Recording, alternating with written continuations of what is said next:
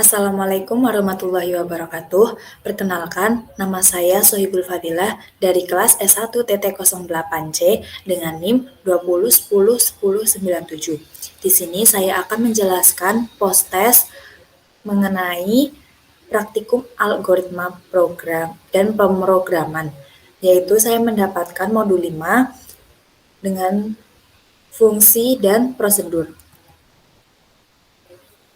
Subprogram adalah suatu bagian dari program yang digunakan untuk menjalankan suatu tugas tertentu dan letaknya terpisah dari program yang menggunakannya. Suatu program dipanggil atau digunakan dengan tujuan khusus, yaitu untuk mengerjakan suatu tugas tertentu di mana tugas tersebut dapat berupa tugas input atau menyimpan hasil ke dalam suatu variabel atau larik dan atau output menampilkan nilai suatu variabel atau larik, ataupun melakukan operasi runtutan, pemilihan, dan pengulangan. Subprogram memiliki dua bentuk, yaitu fungsi dan prosedur. Keduanya sering dianggap sama, tetapi dalam penggunaannya memiliki struktur yang sedikit berbeda. Subprogram banyak digunakan pada pemrograman dengan tujuan yang pertama, program menjadi terstruktur sehingga mudah dipahami dan mudah dikembangkan dengan memisahkan langkah-langkah detail ke satu atau lebih modul atau modularisasi, maka fungsi utama menjadi lebih pendek, jelas, dan mudah dimengerti. Yang kedua, dapat mengurangi pengulangan atau duplikasi kode. Langkah-langkah program yang sama dan dipakai berulang-ulang di program dapat dituliskan sekali saja secara terpisah dalam bentuk subprogram. Selanjutnya, bagian program yang membutuhkan langkah-langkah ini tidak perlu selalu menuliskannya, tetapi cukup memanggil fungsi-fungsi tersebut. Yang ketiga, mempermudah dalam menemukan kesalahan program dan menghemat ukuran program. Di dalam pemrograman, fungsi dapat didefinisikan menjadi subprogram tersendiri dengan struktur dalam bahasa C atau C++ sebagai berikut, yaitu tipe data fungsi, setelah itu nama fungsi, setelah itu parameter, lalu kurung kurawal buka, yaitu untuk membuka suatu program, setelah itu deklarasi variabel jika ada, setelah itu badan algoritma, setelah itu return, nilai yang akan dikeluarkan nilainya. Satu keterbatasan dari subprogram yang menggunakan struktur fungsi adalah hanya mampu menghasilkan satu buah nilai yang berarti fungsi hanya mengerjakan satu tugas saja. Jika terdapat lebih dari satu nilai yang harus dihasilkan atau dikembalikan, subprogram tersebut tidak elegan dituliskan dengan struktur fungsi. Untuk mengatasi permasalahan tersebut, subprogram dapat dideklarasikan dengan menggunakan struktur prosedur yang memiliki bentuk bahasa C atau C++ seperti berikut. Void nama prosedur, setelah itu parameter, setelah itu kurung kurawal buka. Setelah itu deklarasi variabel jika ada, dan badan algoritma. Setelah itu kurung kurawal tutup. Berdasarkan struktur tersebut, prosedur memiliki struktur yang hampir sama dengan struktur fungsi.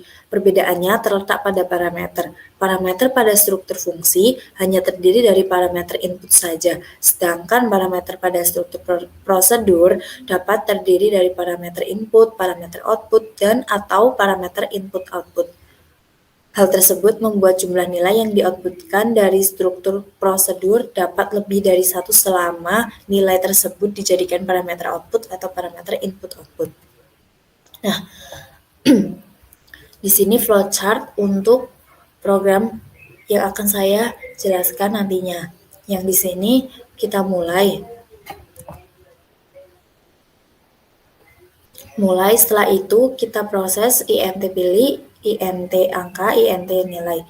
Setelah itu ada dua pilihan, yaitu memasukkan bilangan ganjil atau memasukkan bilangan genap. Setelah itu, jika pilih nomor 1, jika tidak, Anda salah memasukkan angka.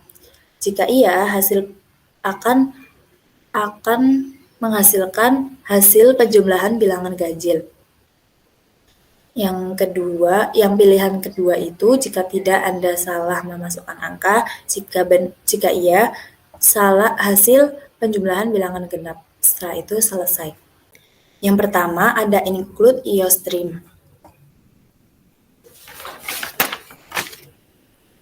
Yang pertama, include IOStream, yaitu karena program ini menggunakan bahasa C++. Setelah itu using namespace std. Setelah itu int hasil ganjil, int bilangan, dan int hasil, yaitu fungsi untuk penjumlahan dari bilangan ganjil. Setelah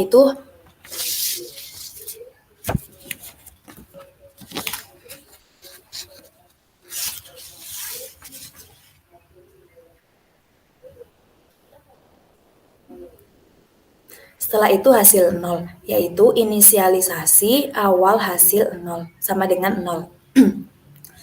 Setelah itu for int i sama dengan 1, i kurang dari sama dengan bil i plus sama dengan 2, yaitu perulangan untuk menghitung penjumlahan bilangan ganjil. Hasil sama dengan hasil plus 1, yaitu rumus menghitung bilangan ganjil. Setelah itu return hasil, yaitu untuk mengembalikan hasil. Setelah itu int hasil genap, int bilangan, int hasil, yaitu fungsi untuk penjumlahan dari bilangan genap. Hasil sama dengan 0, yaitu inisialisasi awal hasil sama dengan 0. For int i sama dengan 0, i kurang dari sama dengan bilangan, i plus sama dengan 2, yaitu perulangan untuk menghitung penjumlahan bilangan genap. Hasil sama dengan hasil plus 1, yaitu rumus untuk menghitung bilangan genap. Return hasil, yaitu untuk mengembalikan hasil. Setelah itu, void menu int pilih, int angka, int nilai, kurung kurawal buka, yaitu prosedur untuk menghitung bilangan ganjil dan genap. Lalu, cout menu, yaitu nanti akan muncul kata menu. Cout 1 deret bilangan ganjil dan cout 2 deret bilangan genap, yaitu pilihan duanya ini, yaitu pilihan penjumlahan bilangan ganjil atau bilangan genap.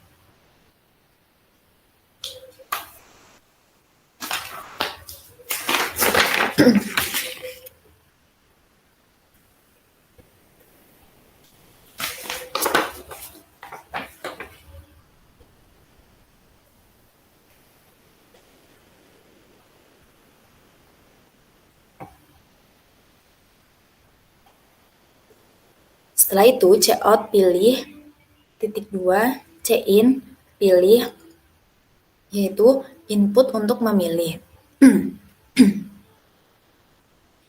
Setelah itu if pilih sama dengan 1,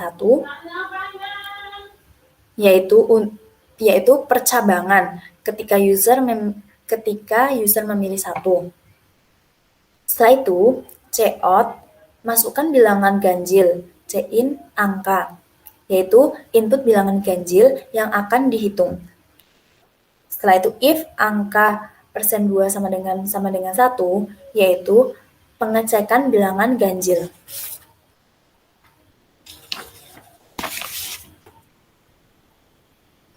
Cout hasil penjumlahan bilangan ganjil sampai angka.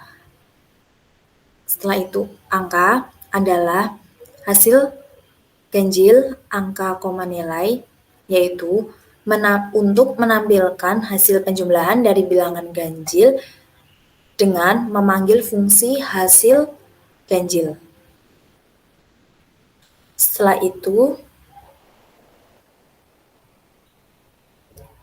else itu bilangan yang dimasukkan bukan bilangan ganjil. Cout Anda salah memasukkan angka, yaitu akan menampilkan angka ini jika tadi bilangan yang dimasukkan bukan bilangan ganjil. Setelah itu else if pilih 2, yaitu percabangan ketika user memilih 2. Cout, masukkan bilangan genap. Cin, yaitu angka. Ini merupakan input bilangan genap. Setelah itu, if angka persen 2 sama dengan 0, yaitu untuk pengecekan bilangan genap.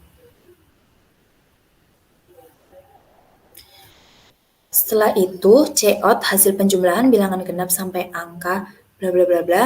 Angka adalah hasil genap sama underscore genap, angka, koma nilai, yaitu untuk menampilkan hasil penjumlahan dari bilangan genap dengan memanggil fungsi hasil genap.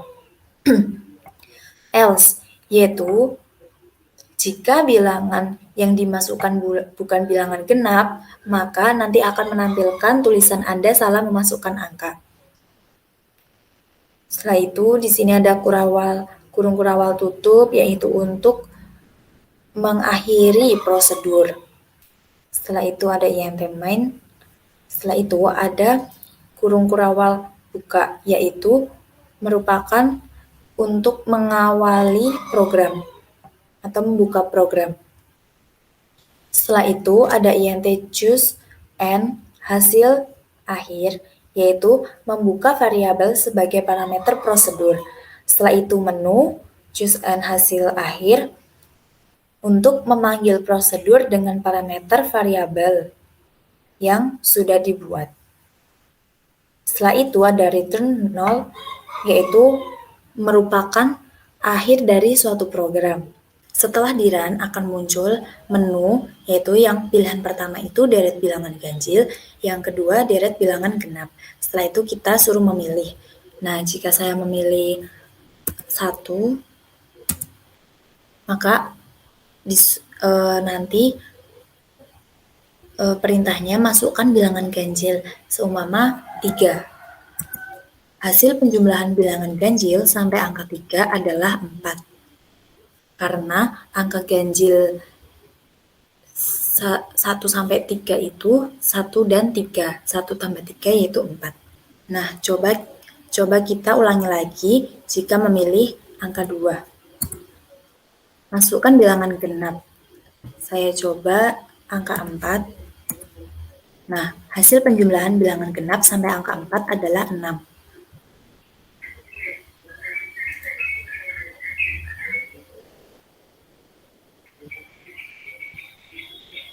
Coba kita ulangi lagi, yaitu jika saya memilih deret bilangan ganjil, tetapi saya memasukkannya bilangan genap. Maka apa yang terjadi? Nah, akan muncul tulisan Anda salah memasukkan angka. Sekian presentasi dari saya, kurang lebihnya mohon maaf. Terima kasih. Wassalamualaikum warahmatullahi wabarakatuh.